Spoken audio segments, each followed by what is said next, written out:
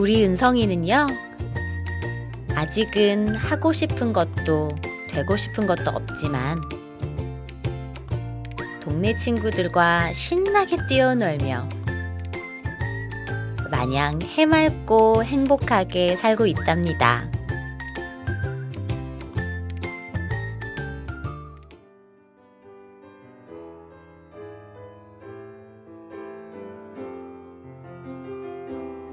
어디선가 들려오는 음악 소리가 은성이를 멈춰 세우네요.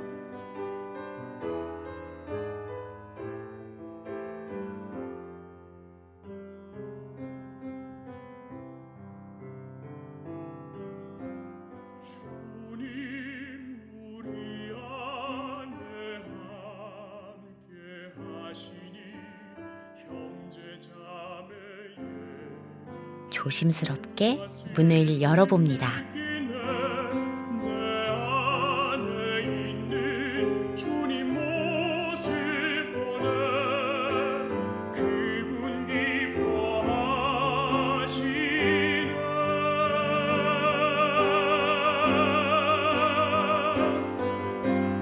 와, 예쁜 누나와 멋진 형아가 함께 노래를 하고 있네요. 부족한 입술로 찬양하게 하시니 주님 우릴 통해 계획하시니 너를 통해 은성이가 완전히 반해버린 얼굴인데요. 우릴 통해 하실 일 기대해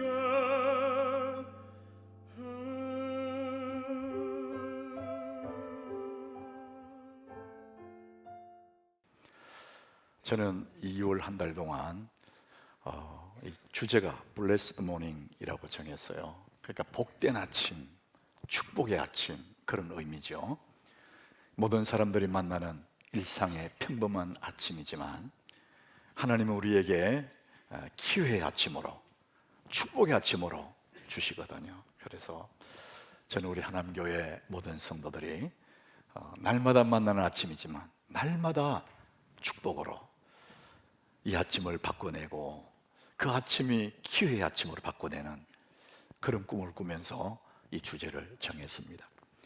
창세기 1장 5절에 보니까 하나님이 빛을 낮이라 부르시고 어둠을 밤이라 부르시니라. 저녁이 되고 아침이 되니 이는 첫째 날이니라. 저녁이 되고 아침이 되니 그랬어요. 우리는 아침부터 저녁까지 이런 표현을 쓰는데 하나님은 저녁이 되고 아침이 되니 이런 표현을 쓰고 있습니다. 자, 8절에도 똑같은 말씀해요. 하나님이 궁창을 하늘이라 부르시니라. 저녁이 되고 아침이 되니 이는 둘째 날이니라. 저녁이 되고 아침이 되니 이 문구를 계속 반복해서 6번을 기록해요. 여러분, 성경에 반복되는 그 문구는요 굉장히 중요한 문구다 이런 의미예요. 저녁이 되고 아침이 되니 뭐가 그렇게 중요하겠냐? 중요하다는 겁니다. 우리가 낮은 일하는 시간이지만 저녁이 되고 아침이 되니 그 사이는 밤이지 않습니까? 우리는 이 밤을 쉼의 시간으로, 회복의 시간으로 하나님 우리에게 주신 거거든요. 그래서 그 밤이 지나고 나면 아침이 되니 그 말은 한 날을 시작하는 시작이지 않습니까?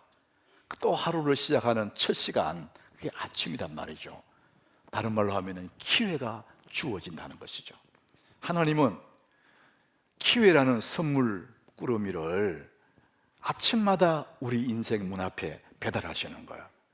우리는 그것들을 소중히 풀어보고 그 기회를 붙잡으면 내게는 정말 복된 날이 만들어질 것이고, 그러나 기회를 지나치고 붙잡지 않으면 그냥 지나가 버릴 거예요.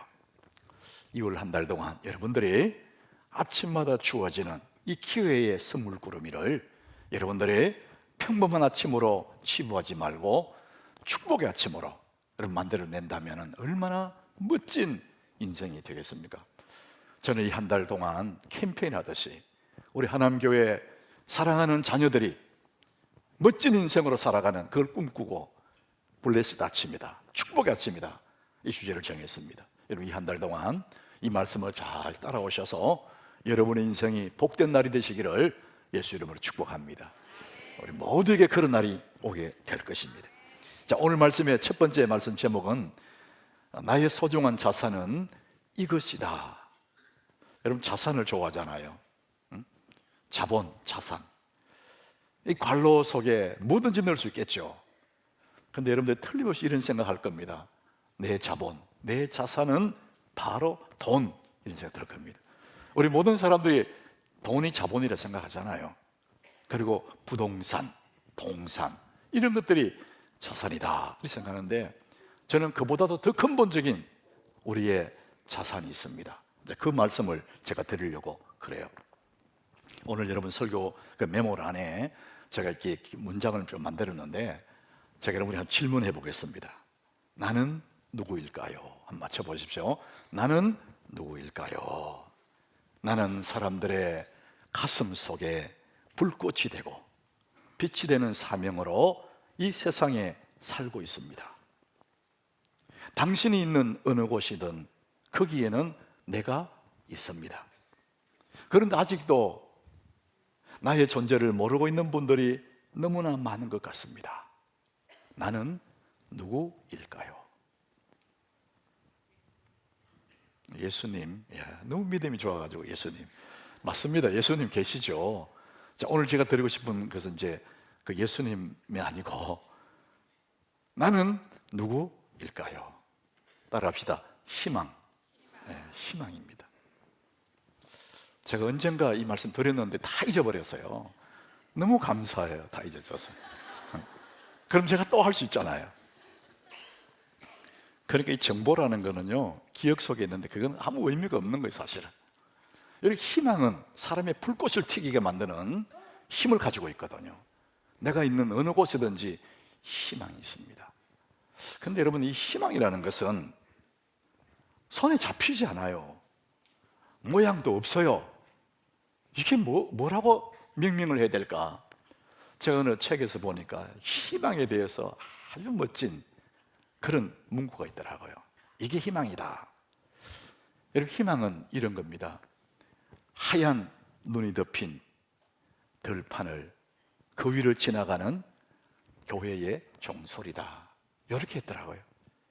눈 덮인 들판을 지나가는 교회의 종소리, 이게 희망이라는 거예요. 굉장히 우리 마음을 상상을 일으키잖아요. 눈이 덮여 있다는 것은 아직도 꽁꽁 얼어 있는 들판이에요. 그러나 그 밑에는 새 삭들이 생명이 준비하고 있는 거예요. 그 위로 교회 종소리가 지나갑니다. 언젠가 때가 되면 그 푸른 생명들이 위로 올라올 거예요. 이게 희망이란 거예요. 지금 볼 때는 아무것도 보이지 않아요. 꽁꽁 얼어버린 들판에 흰 눈으로 덮여 있어. 근데 언젠가 그 밑에 있는 파란 생명이 올라올 거예요. 희망이다. 그래서 희망을 다른 말로 하면은요, 가능성입니다. 무한한 가능성이 얼어붙은 땅 속에 거기에 있다는 거예요.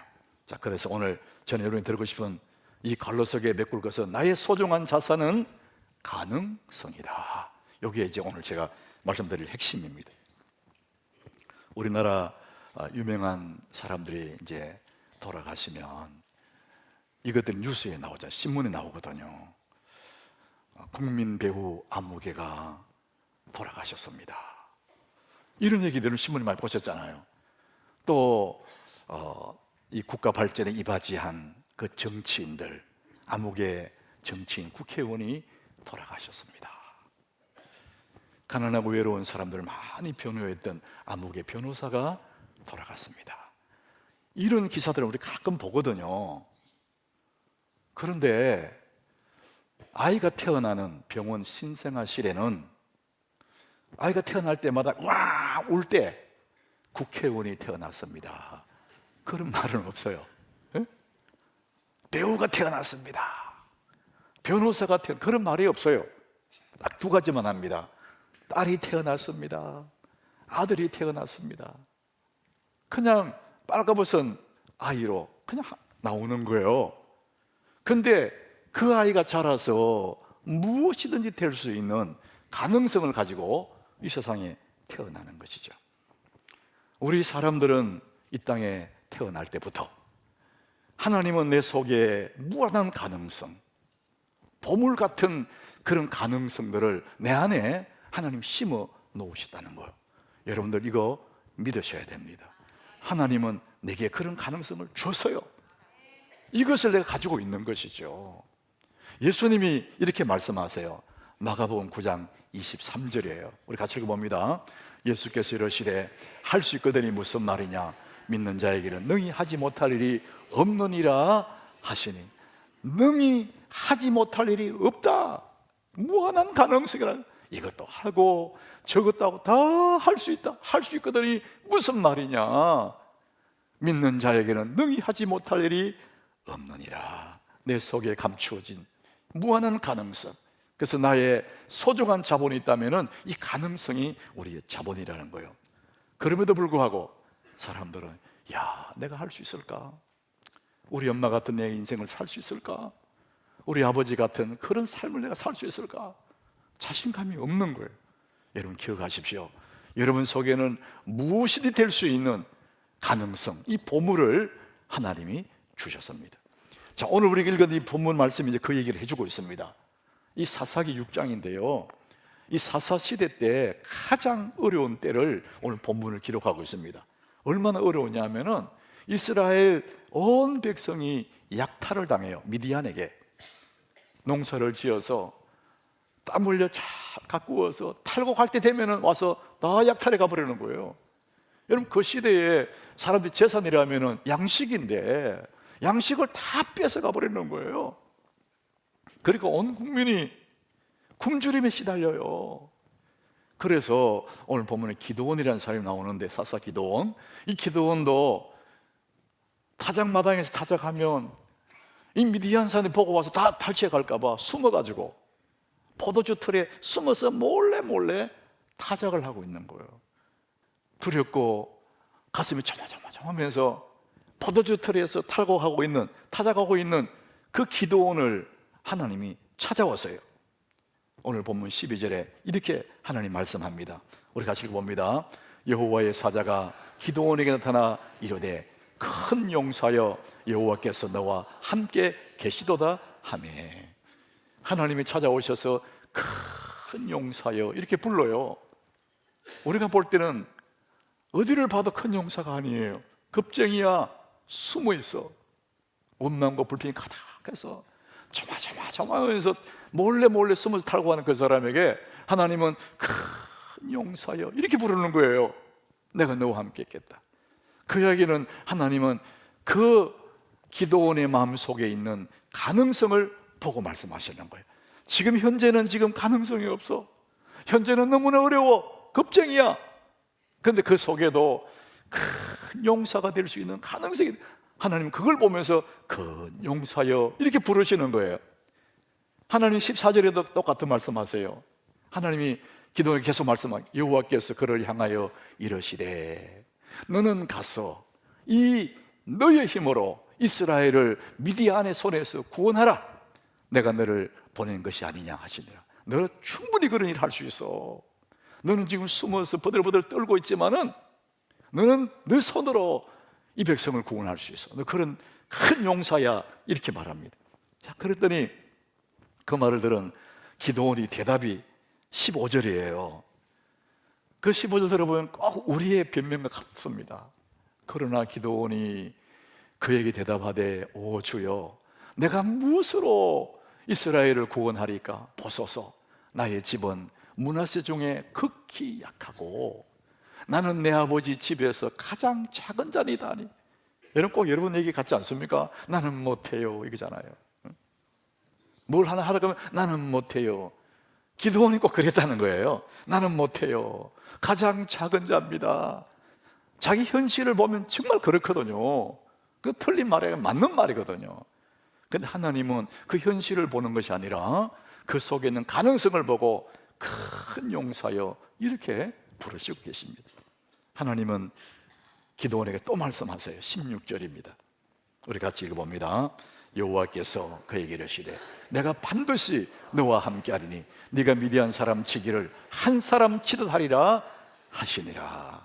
여기에 반드시 그랬잖아요. 반드시 내가 너와 함께할 텐데 너는 반드시 그 사람들을 이길 수 있고 그 많은 미디안들 덤벼들어도 한 사람 대하듯이 능히 네가 할 수 있다. 하나님이 그렇게 말씀하십니다.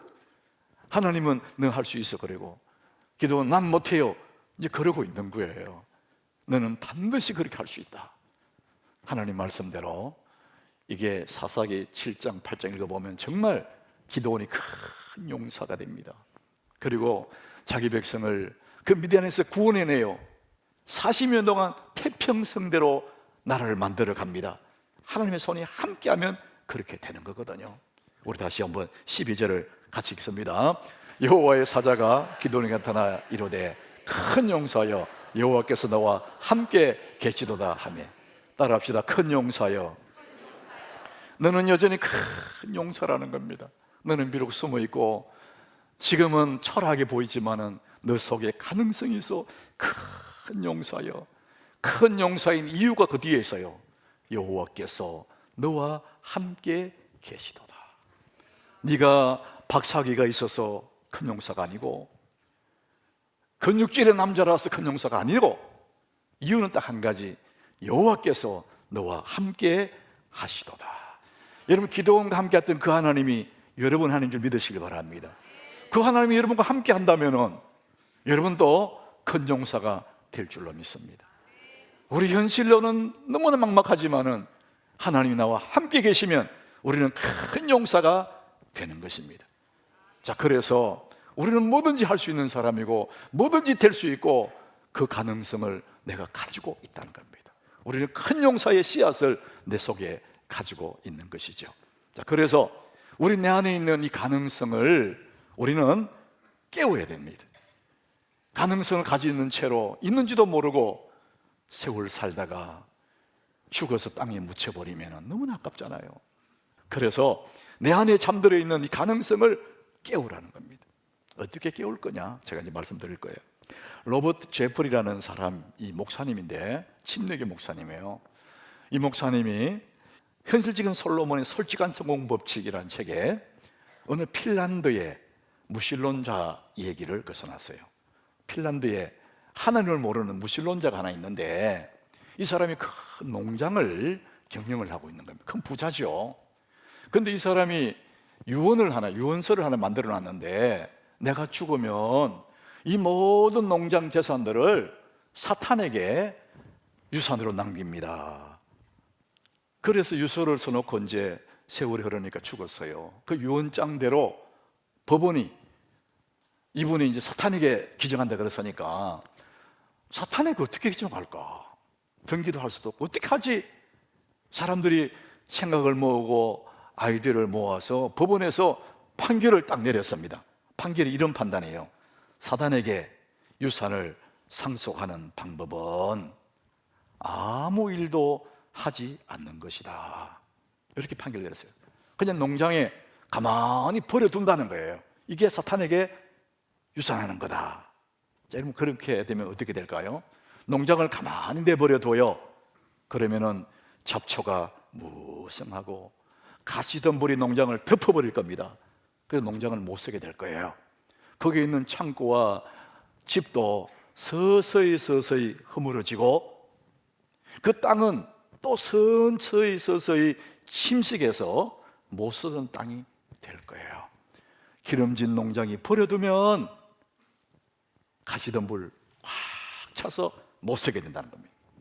여러분 사람이 꼭 이와 같습니다. 소중한 내 인생에 관심 끊고 그냥 내버려 두는 거예요. 세상 재미 따라 살고 맛있는 거 먹고 친구 따라 그렇게 살다 보면 내 인생 관심을 버리고 가만히 놔두면 어떻게 그러냐? 잡초고진 들판처럼 내 인생이 못 쓰는 인생으로 쓸모없는 인생이 돼가는 거예요. 자기도 모르게. 그러므로 여러분 자신에게 관심을 가져야 돼요. 소중한 내 인생, 내 안에 무한한 가능성이 있는데 이 가능성을 깨워내야지. 있는지도 모르고 버려두고 관심을 안 가지면 서서히 못 쓰게 되는 그런 인생이 된다는 겁니다. 여러분, 우리가 어떻게 내 안에 있는 관심을 깨워낼까? 자, 오늘 우리 본문 두 개인데 빌립보서 4장 12절입니다. 우리 같이 한번 읽어봅니다. 나는 비천에 처할 줄도 알고 풍부에 처할 줄도 알아. 모든 일 곧 배부름과 배고픔과 풍부와 궁핍에도 처할 줄 아는 일체의 비결을 배웠노라. 이 사도 바울의 고백이거든요. 사도 바울의 고백이 뭡니까? 나는 부자여도 교만하지 않고, 나는 가난해도 비굴하지 않고, 배불러도 배고파도 나는 다 거기에 처신할 수 있는 일체의 비결을 배웠다, 이렇게 말합니다. 어떤 상황이 와도 난 넉넉하게 그 상황 속에 살아갈 수 있어, 이 얘기를 하는 거예요. 여러분, 이게 잘못 우리가 이해하게 되면은 운명론자들, 되는 대로 살아가는 운명론자들 같은 얘기지만 그게 아닙니다. 바울이 지금 고백하는 것은 나는 하나님이 나의 목자이기 때문에, 그분이 내게 만족을 주시기 때문에 나는 그분 안에 살아가는 것이지, 부하다고 뭐 가난하다고 거기에 넘어졌다가 서렸다 그렇게 하지 않는다는 겁니다. 나는 일체의 비결을 배웠다, 그런 능력을 가졌다는 거예요. 그게 뭡니까? 이 말씀의 핵심이 뭐냐면 마지막 부분에 일체의 비결을 배웠노라 그랬어요. 따라합시다. 배웠노라. 여러분, 배웠다, 이거는 정보를 알았다, 그게 아니에요. 하나님 말씀을 기억한다, 알았다, 아무 능력 없습니다. 일체의 비결을 배웠다, 그 말은 배웠다는 것은 학습했다는 거잖아요. 학습은 한 번 본다고 되는 게 아니에요. 몸에 체득을 하려고 그러면은 훈련해야 됩니다. 반복, 반복, 반복. 그렇게 결국 마침내 나는 일체의 비결을 몸에 가지고 있는 겁니다. 바울이 지금 그 고백을 하고 있는 거예요.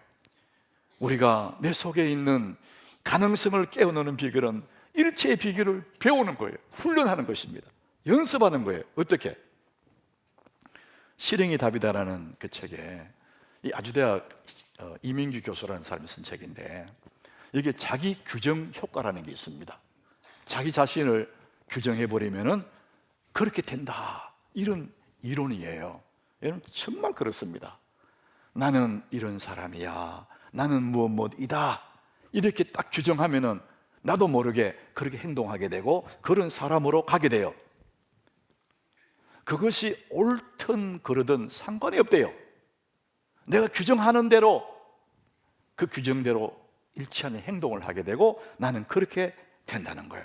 그 자기에 대한 생각, 내 입에 나는 규정하는 그 규정이 내 태도를, 내 행동으로 바꿔버린답니다. 얼마나 중요한 얘기입니까?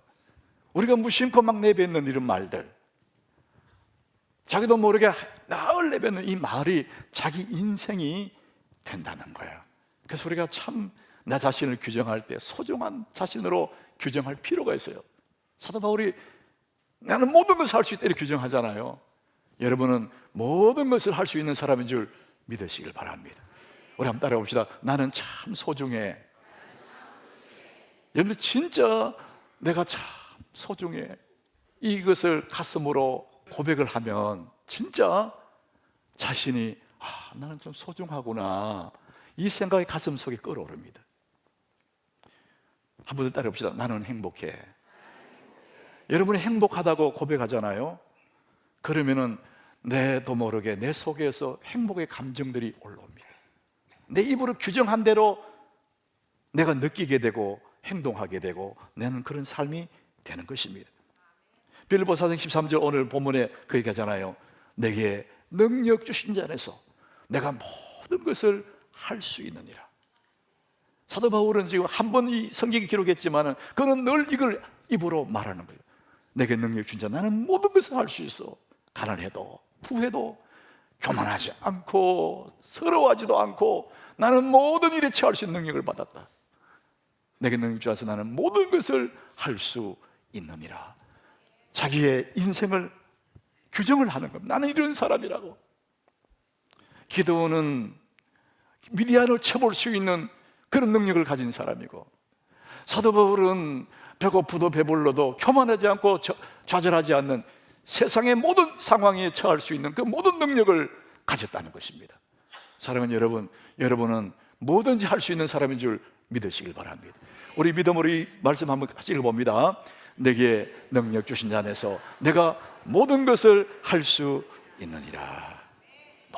모든 것을 할 수 있다는 거예요. 여러분, 그래서 이것을 배우셔야 됩니다. 연습하셔야 되고 내 몸이 체득하도록 스스로 하나님 말씀을 되뇌셔야 됩니다. 그러면 나는 그런 사람이 되는 것입니다. 하루에 한 줄 긍정 메시지, 그런 책이에요. 이 아프리카 사람들 얘기가 나와요. 여러분, 아프리카 사람들 좀 미개하다고 생각하지만은 그들에게도 배울 게 있습니다. 그 사람들은요, 버릇처럼, 입버릇처럼 중얼중얼 내뱉는 말이 있대요. 폴레폴레 하쿠나 마타타. 아프리카 사람 같죠? 폴레폴레 하쿠나 마타타. 이 폴레폴레는요, 천천히 천천히 그런 뜻이 있대요. 우리나라 사람들은 빨리 하잖아요. 이 사람들은 폴레폴레 천천히 천천히. 하쿠나 마타타, 요거는 괜찮아, 다 잘 될 거야, 그런 의미가 있답니다. 여러분, 제가 지난 금요일 날 그랬어요. 우리 입에 말이 씨가 되고 우리 입에 말이 기도가 된다, 그 말 했잖아요. 이 말이 그렇게 중요합니다. 여러분, 말이 씨가 된다는 건 다 알고 있는데 그 말이 또 기도가 돼요. 그래서 여러분, 이 말을 하면은 입으로 선언하는 거잖아요. 그것이 씨앗이 되고 그것이 기도가 되어서 내가 듣게 되고, 이게 선언하는 건데 말로 선언해 두면 그것이 결국 내 인생이 되는 거예요. 내 속에 있는 가능성이 내가 말할 때마다 깨어나는 겁니다. 그래서 나는 내게 능력 주어 나는 모든 것을 할 수 있느니라. 그러면 내 속에 가능성들이 자꾸만 살아 올라오는 것입니다. 그래서 여러분, 말로 가능성들을 깨우셔야 됩니다. 우리는 날마다 아침을 만나죠. 날마다 주어지는 새로운 기회, 아침을 우리는 만납니다. 그 날마다 주어지는 그 아침은 기회이죠, 기회. 어떤 이에게는 평범한 아침이지만은, 어떤 이에게는 새로운 기회로 오고 되고, 어떤 이에게는 매일매일 만나는 그런 아침이지만은, 어떤 이에게는 축복의 아침이 될 수가 있는 거거든요. 우리나라 2030 세대가 열광했던 책이 하나 있습니다. 2, 3년 전의 이야기예요. 우리 젊은 청년들이 가슴을 막 뛰게 만들었던, 그래서 SNS에서 해시태그를 막 달고 했던 그 책이 뭐냐? 미러클 모닝입니다. 기적의 아침, 그런 책이거든요. 우리 아침 얘기 많이 들었지 않습니까? 근데 그 책이 그렇게 열광하게 만든 이유가 있어요. 책도 이만큼 두꺼워요. 그 책을 쓴 사람이 할 엘로드라는 사람인데, 이 사람이 어떤 자기 이론을 써놓은 게 아니에요. 자기가 경험했던 자기의 삶을 그게 써놨거든요. 그러니까 사람들에게 어필이 되는 거죠. 이 사람이 어떤 일을 당했냐? 그의 인생에 가장 빛나던 20살에 큰 사고를 만나요. 술을 먹고 운전하는 대형 단프 트럭이 와서 이 사람을 박아버린 거예요. 그러니까 6시간 동안 죽었다는 거예요. 응급실 와서 깨어났는데 죽었어요. 그래서 11군데 몸에 골절상을 입었고 영구적인 뇌 손상을 입어가지고 의사들은 다시는 걸을 수 없을 거다, 이런 진단을 내렸다는 거예요. 근데 이 사람은 그 의사의 그 진단을 거부했다는 거예요. 그리고 자기가 매일 아침 주어지는 그 아침을 기적의 아침으로 만들어낸 이야기가 미라클 모닝, 그 책에 담겨 있죠. 그래서 이 사람이 정말 자기 이야기대로, 기적의 아침 그 이야기대로 그에게 붙여진 별명들이 너무 많아요. 영업의 달인, 울트라 마라토너, 베스트셀러 작가, 힙합 아티스트, 세계적인 동기부여 전문가, 그리고 미국과 캐나다에 자기 강연을 직접 들은 사람들 10만 명이 넘는 데입니다. 그 많은 사람에게 영향력을 줬고 수십 개의 텔레비전과 라디오 프로그램에 출연을 해서 이 기적의 아침을 얘기를 하고 있다는 거죠. 여러분, 아침을 기회로 만든 사람의 이야기예요. 날마다 우리에게도 아침이 옵니다. 세상 모든 사람과 아침이 밝아와요. 근데 그 아침을 기회로 만드는 사람들은 다른 인생을 산다는 거예요. 여러분, 사람이 새벽을 정복하면 인생을 정복할 수 있고, 새벽을 정복한 사람이 세상을 정복할 수 있다, 그런 말이 있습니다. 새벽을 무시하면 세상에서 무시당하고, 내가 새벽을 이겨낼 수 있다면, 새벽을 깨워낼 수 있다면 자기 인생을 깨워낼 수가 있다는 것이죠. 여러분, 새벽 이야기는 너무 중요한 얘기지 않습니까? 우리나라에 집집마다 다 이 수도가 들어와서 틀면 물이 나오잖아요. 근데 제가 어릴 적만 해도 우리 시골 마을에 수도로 인거 없었습니다. 그냥 동네에 하나 공동 우물이 하나 있을 뿐이에요. 그 우물가에 아침이 되면 아낙네들이 물동이를 이고 물찌개를 지고 물을 길러 와요. 그 물을 길러서 아침밥을 하고 가족들이 아침밥을 먹는 거거든요. 우리나라 아마 모든 동네에 다 우물이 있었을 겁니다. 그러다 보니까 우리나라 어른들이 그런 말이 전해 내려와요. 가장 일찍이, 가장 먼저 그 우물에 물을 길러서 먹는 사람들은 질병이 물러가고 그런 가정에는 행복이 깃든다, 이런 말을 해요. 그래서 가장 먼저 첫 번째 깃는 물을 봉한 우물이다, 이렇게 말하는 거죠. 봉한 우물. 그 우물을 딱 가져가면은 그 물이 그렇게 신비롭다는 거예요. 근데 아침을 깨우기 위한 얘기겠죠. 근데 여러분, 이 봉한 우물이라는 것이 성경에 말하고 있습니다. 아가서 4장 12절에 이런 얘기를 해요. 솔로몬이 술람미 여인에게 얘기하는 거거든요. 다른 말로 하면은 예수님이 믿음의 신부된 우리들을 향해 하시는 말씀이에요. 내 누이, 내 신부는 잠근 동산이요, 덮은 우물이요, 봉한 샘이로구나. 예수 믿는 하나님의 자녀들, 그리스도의 신부된 우리들은 누구냐 하면은 봉한 샘이라는 거예요. 이 샘물이 터져 올라올 때 인생은 푸르고 푸른 인생이 된다는 겁니다. 이 내 안에 있는 가능성의 샘물이 터져 올라올 때, 발현될 때 내 인생은 푸르고 푸른 인생이 된다는 거예요. 여러분, 이 우물이, 이 봉한 샘이 언제 터져 나오느냐, 언제 올라오느냐? 은혜 받을 때입니다. 여러분, 은혜 받으면은요, 내 속의 가능성에 이 봉한 샘물이 올라옵니다. 그래서 걱정들이 하나 안 됩니다. 여러분, 하나님의 은혜가 내 속에 몰려오면은요, 세상을 다 가진 것 같은 그런 자신감이 붙어요. 괜히 막 힘이 나고, 그 내 속에 있는 이 봉한 샘이 발현되는 그 시간 언제나 은혜 받는 겁니다. 여러분, 은혜 받으시기 바랍니다. 하나님의 은혜를 받아야 인생이 푸르러지는 거예요. 성경은 지금 그 얘기를 하고 있습니다. 여러분, 은혜를 어떻게 받습니까? 은혜를 다 은혜 받고 싶은데, 여러분, 우리가 하나님 은혜 받기 위해서 뭐 금식기도 해야 되고 밤이슬을 맞으면 산에서 소나무 뿌리 뽑아야 되고, 그게 아니에요. 우리 가끔 그것도 필요하겠지만은 우리의 일상 속에서 하나님의 큰 은혜를 경험할 수 있는 길이 있습니다. 아주 간단하고 아주 단순하고 우리 교회가 날마다 하고 있는 일입니다. 그게 뭐냐? 말씀 묵상하고 기도하는 겁니다. 새벽에 일어나서 하나님 말씀을 펴고 그 말씀 묵상하고 기도할 때 내 속에 봉한 샘물이 확 터져 올라오는 거예요. 시편 119장 147절 148절이 그 얘기입니다. 우리 같이 읽어봅니다. 내가 날이 밝기 전에 부르짖으며 주의 말씀을 바라사오니 주의 말씀을 조용히 엎드리려고 내가 새벽녘에 눈을 떴나이다. 아무도 일어나지 않는 그 새벽에 눈을 뜨는 거예요. 날이 밝기 전에 주님 앞에 부르짖고 주의 말씀을 조용히 엎조린다, 묵상한다. 입에서 저건저건 속삭인다는 거예요. 그거 하려고 내가 새벽에 눈을 떴다는 겁니다.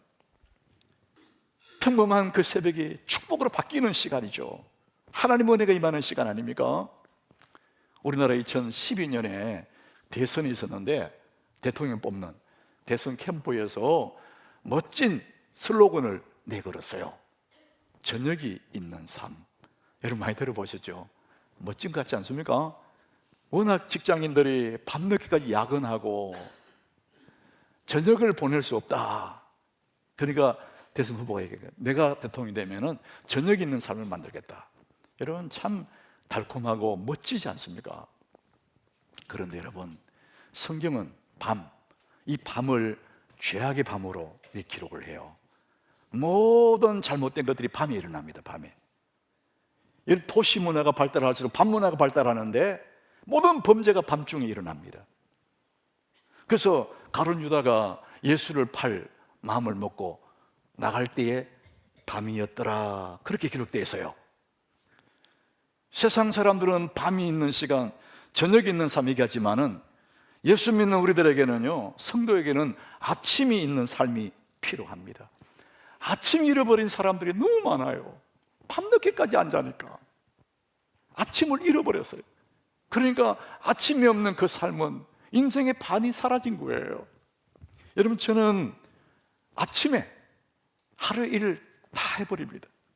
새벽 기도 마치고 집에 가서 옷 갈아입고 잠시 뭐 좀 먹고 교회 나와서 7시 한 10시 사이, 11시 그까지 얼마나 그 머리에 창의적인 생각이 촉발되고 막 의리가 몰려오거든요. 그러니까 너무 머리가 맑은 거예요. 그러니까 모든 일을 거기 다 처리해버린 거예요. 오후 되면 머리 잘 안 돌아가요. 전문가들이 꼭 그렇게 얘기하면 제가 경험해보면 진짜 그래요. 오전에 1시간, 특별히 아침에 1시간은 오후 시간 3시간, 4시간하고 맞먹어요. 질적으로. 그래서 창의적인 일을 하는 사람들은 아침을 깨우셔야 됩니다. 오늘 우리 빌립보 4장 13절을 우리 같이 한번 읽어보겠습니다. 내게 능력 준 자 안에서 내가 모든 것을 할 수 있느니라. 우리는 모든 것을 할 수 있는데 누구 안에서? 내게 능력 주신 자 안에서. 우리 구주 예수 그리스도, 그분 안에서 나는 무엇이든지 할 수 있다는 것입니다. 여러분, 예수님 때문에 모든 걸 할 수 있는 줄 믿으시길 바랍니다. 아침을 깨우십시오. 우리는 모든 것을 할 수 있습니다.